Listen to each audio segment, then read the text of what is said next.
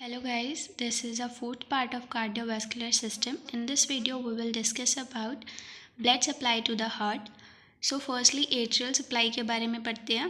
So heart में से जो लेफ्ट वेंट्रिकल है उसमें से एओर्टा निकलता है. एओर्टा की फर्दर 3 ब्रांचेस होती हैं, right aorta, arch of aorta and ascending aorta. Ascending aorta से 2 ब्रांचेस निकलती हैं, left coronary artery and right coronary artery. जो लेफ्ट कोरोनरी आर्टरी है ये सप्लाई करती है लार्जर मास ऑफ मायोकार्डियम को, और ये फर्दर 2 टाइप्स में डिवाइड हो जाती है, left interior descending artery and circumflex artery. जो लेफ्ट इंटीरियर डिसेंडिंग आर्टरी है इसको लाडा आर्टरी भी बोलते हैं, एंड ये सप्लाई करती है apex of the heart and both ventricles को. एंड जो सर्कमफ्लेक्स आर्टरी है ये सप्लाई करती है left atrium and left ventricle को.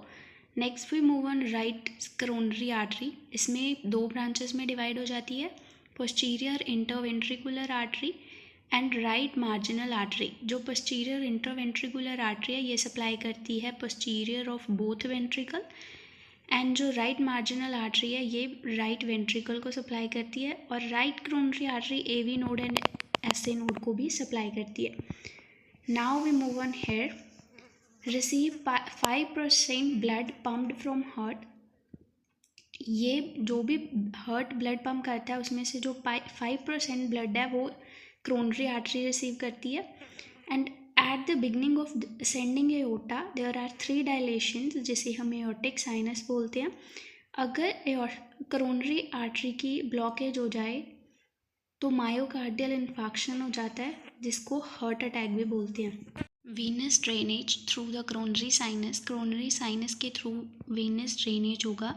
कोरोनरी साइनस एक वो पार्ट है जहाँ पर कुछ वेन्स हैं जो वो मिल करके एक वेसल बनाती हैं जो कि ब्लड को कलेक्ट करती है हार्ट में से एंड ड्रेन करती है इनटू द राइट एट्रियम. कौन कौन सी वेन्स हैं जो इसमें प्रेजेंट होती हैं? First is great cardiac vein जो कि कलेक्ट करती है ब्लड को from the interior part of the heart, interior part में से. एंड मिडिल कार्डियक वेन जिसको हम पोस्टीरियर इंटरवेंट्रिकुलर वेन भी बोलते हैं, ये प्रेजेंट होगी पोस्टीरियर इंटरवेंट्रिकुलर सल्कस में. स्मॉल कार्डियक वेन जो कि कलेक्ट करती है ब्लड को from the right atrium and the ventricular, located in the atrioventricular groove, मतलब कि एट्रियम एंड वेंट्रिकुलर के बीच में प्रेजेंट होगी. लेफ्ट मार्जिनल वेन जो कि ड्रेन करेगी ब्लड को from the left side of the heart, and oblique vein of the left atrium जिसको वेन ऑफ मार्शल भी बोलते हैं, ये लोकेटेड होगी at the posterior surface of left atrium.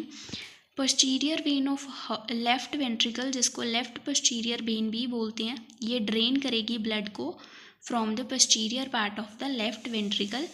Next we move on ventricular septal vein जो कि blood को drain करेगी फ्रॉम द वेंट्रिकुलर सेप्टम. दोनों वेंट्रिकुलर के बीच में जो सेप्टम होता है उसमें.